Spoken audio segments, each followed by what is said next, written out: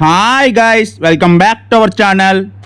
నా కోల్కతా ట్రిప్లో ఈరోజు డే 7 మార్నింగ్ లేచేసరికి మేము భువనేశ్వర్ వచ్చేసాము. అక్కడ నుంచి ఎలా ఫ్రెష్ అవుతాము ఏంటి అనుకున్నాము. మా తమ్ముడు వాళ్ళ ఫ్రెండ్ ఒక అతను ఉన్నాడని చెప్పి వాళ్ళ రూమ్కి వెళ్దాం అనుకున్నాం, కానీ బస్సెస్ ఏం సెట్ అవ్వలేదు. సో మరి అందుకని మళ్ళీ డైరెక్ట్గా టెంపుల్ దగ్గరికి వెళ్ళిపోయాము. అక్కడ ఏదైనా లాడ్జ్ తీసుకుని అక్కడ ఫ్రెష్ అప్ అవుదామని. ఫ్రెష్ అయ్యాక ఒక హోటల్ ఉంటే అక్కడ టిఫిన్ చేసేసాము. టిఫిన్ చేసి టెంపుల్కి వెళ్ళాము.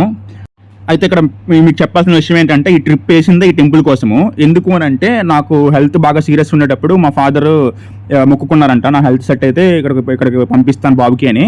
నాకు ఆపరేషన్ అయిన తర్వాత ఇక్కడికి వెళ్ళమని చెప్పారు. నాకు అవ్వలేదు. ఇప్పుడు అలాగ భువనేశ్వరంలో కోల్కతా చూసుకుని వచ్చేద్దామని బయలుదేరాము. ఈ ట్రిప్ వేసాము. సో దర్శనం చేసుకొని భువనేశ్వర్ స్టేషన్కి వచ్చేసి ఒక ట్రైన్ ఉంటే దాన్ని పట్టుకొని పలాస వెళ్ళిపోయాము. జనరల్లో కూర్చున్నాము. నరకం కనిపించింది లిటరల్గా.